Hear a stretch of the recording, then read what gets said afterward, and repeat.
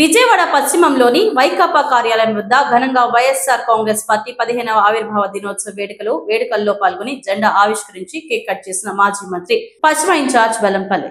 YSR Congress party 14 సంవత్సరాలు పూర్తి చేసుకుని 15వ వసంతంలోకి అడుగుపెడుతున్న సందర్భంగా పార్టీ నాయకులకు, కార్యకర్తలకు, అభిమానులకు శుభాకాంక్షలు వెల్లంపల్లి తెలియజేశారు. పేద ప్రజలకు మంచి జరిగే విధంగా జగన్మోహన్ రెడ్డి గారి 5 సంవత్సరాల సుపరిపాలన అందించారు. కోవిడ్ కష్టకాలంలో కూడా అన్ని పథకాలను అమలు చేసిన ఏకైక ముఖ్యమంత్రి వైఎస్ జగన్మోహన్ రెడ్డి గారు.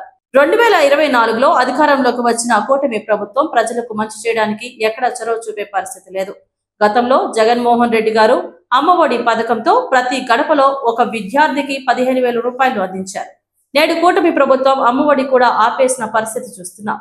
రైతులందరికీ రైతు భరోసాతో 13,000 రూపాయలు జగన్మోహన్ రెడ్డి గారు ఇచ్చేవారు. చంద్రబాబు తాను అధికారంలోకి వస్తే 20,000 ఇస్తానని అధికారంలోకి వచ్చిన తర్వాత ఆ 13,000 రూపాయలు కూడా ఎగ్గొట్టారు.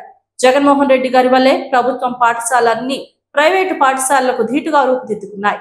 ప్రజలందరూ మొన్న పొరపాటు జరిగింది, మళ్ళీ జగన్మోహన్ రెడ్డి గారిని ముఖ్యమంత్రిని చేయాలని కోరుకుంటున్నారు అని తెలిపారు.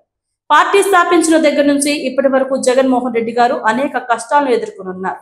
నాడు సోనియా గాంధీ సైతం ఎదిరించి తప్పుడు కేసులతో 16 నెలలు జైల్లో ఉన్నా ఎక్కడా కూడా జగన్మోహన్ రెడ్డి గారు బాధపడలేదు. రానున్న ఎన్నికల్లో వైఎస్ జగన్మోహన్ రెడ్డి గారి నాయకత్వంలో పార్టీని మరింత బలోపేతం చేసి జగన్మోహన్ రెడ్డి గారిని ముఖ్యమంత్రిని చేయడానికి శాయశక్తులా కృషి చేస్తాం అని తెలిపారు. స్థానిక బ్రాహ్మణ వీధిలో గల విజయవాడ పశ్చిమ నియోజకవర్గ వైసీపీ కార్యాలయం వద్ద వైఎస్ఆర్ కాంగ్రెస్ పార్టీ 15వ ఆవిర్భావ దినోత్సవ వేడుకలు ఘనంగా జరిగాయి.